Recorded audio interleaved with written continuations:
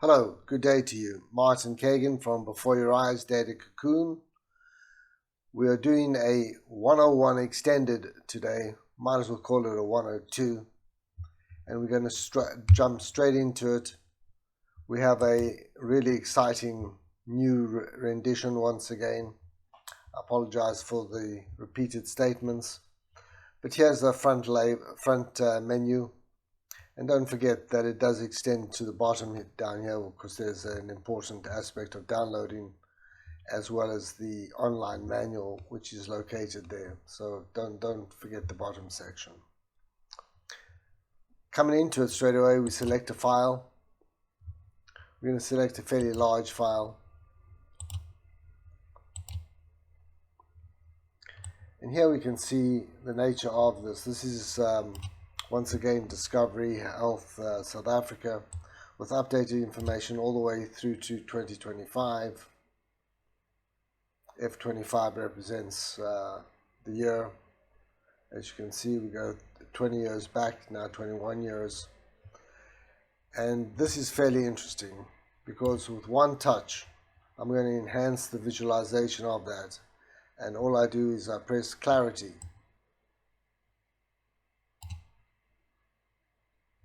And here the focus changes, the lens adjusts, and the reality of the data becomes real and evident. The granularity of it becomes absolutely clear. It looks an awful lot like an immense amount of data columns, histograms, but each one is specific to the parent-child relationship model, and we are going to be providing information at every level. There's Discovery Bank, insurance contracts, and a number of other critical aspects that we can actually see and literally lay out, mouse down, and see what it brings. Not only that, we have the ability to do both voice and comparative built within the system. So we'll do a compare, bring a different data set in, looks partially similar. You can see it is different though.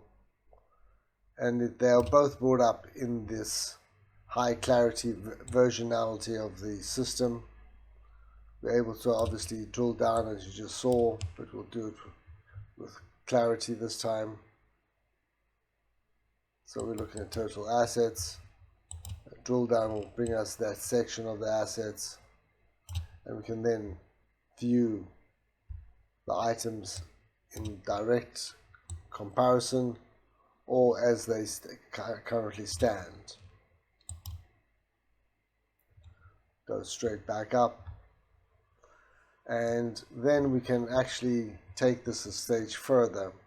I'm going to test something I haven't tested before and make you aware of the differences in the system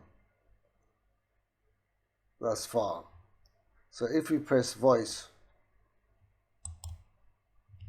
and we allow it using the site and we say wave, the system immediately changes. It's like magic. Rose.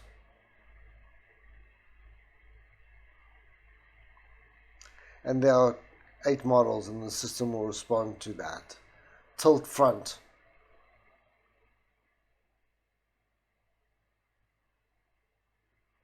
Zoom in. As you can see, it's very responsive. Or you can, if you're not sure what they are, just say help. And there's all the things that you are able to instruct the machine to do by voice command. Pretty darn cool, I think. So with that said, I'm kind of impressed with that. I hope you are too. We now have a model that responds to voice command, structural command, has VR built into it, and of course data sheets.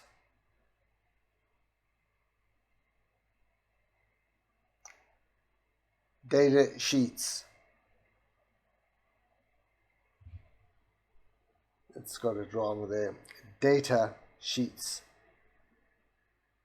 and there they are. My voice doesn't carry all that well, so I can't help that. And now the question is, close it down. The data sheets are obviously the key. I'm going to switch this off to make sure that we don't continuously have voice. I'm going to deactivate voice. There it goes. And in data sheets, which we can pick up immediately,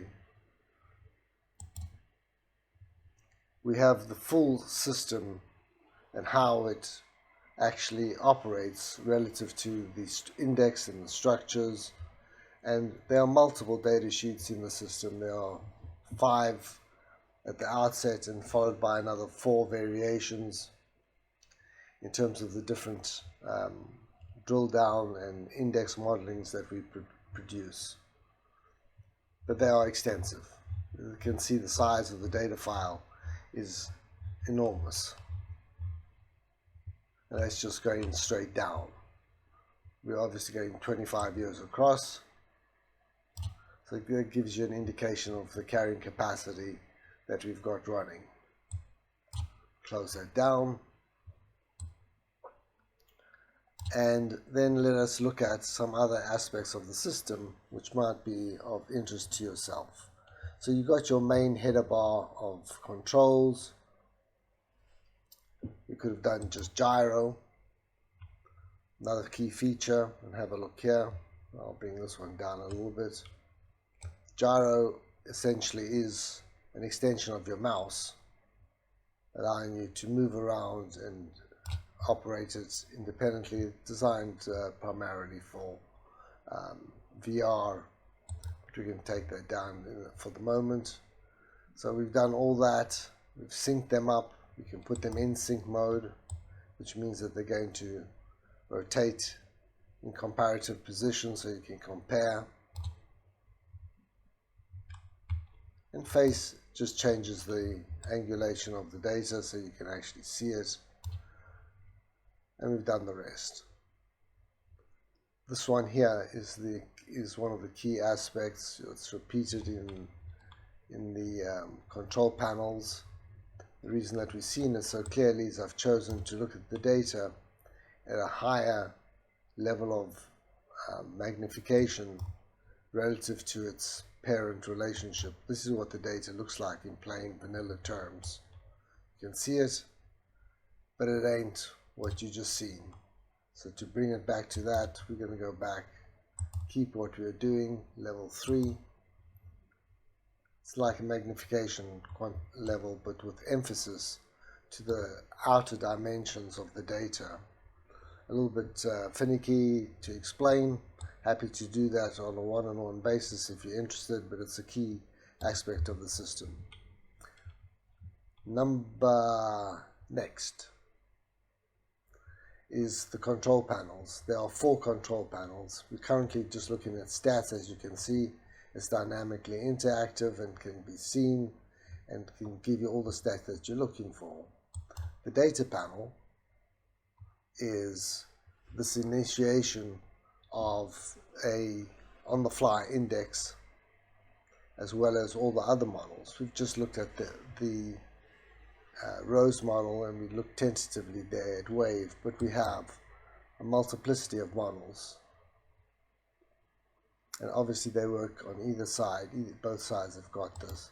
Dendro is a format of the Rose, but with linkages so that you can actually see the relationship between the different elements. They're tied together in terms of the mapping. Access, Axis is very similar, but there's no, as you can see, they are linked. This is a mapping system. They're all interactive, but you can't see the quantification of the number. It's just a mapping structure. Terrain gives you a similar viewing from a slightly different angulation.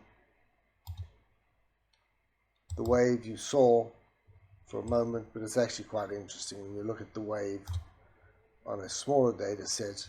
This actually gives you really intuitive information.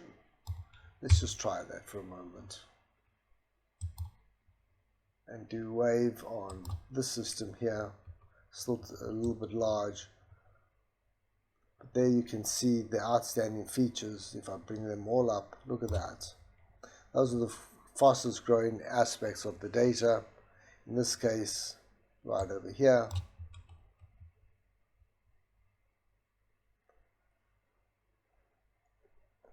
Whatever that represents, all the bank accounts and the growing of statistical bank accounts and how the company's operating from that. Value of in force, SA value in force. So these give you the fastest growing elements of the data set. And from that, obviously, you can go back and have a look at other things. These other ones are not going to be as easily transferable. They're designed for smaller sets where you're looking at essentially oscilloscopes of each and every node in and over time. You can see what I'm saying. We'll do a small one to get a handle on that in a moment. And block is buildings essentially. What used to be called buildings is now block by block approach of looking at the data. And we go back to the rows as our standard default. So the important thing is that each one of the things that you just seen are analogous. They're all the same data sets in terms of the models. The models are just switching between the different structures. Pretty darn cool when you think about the size of the operating element of the file at 600K. It's carrying all this load and all this dynamic interaction.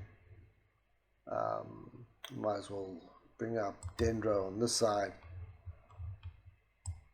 So we've got two different models and two different model structures that you're looking at.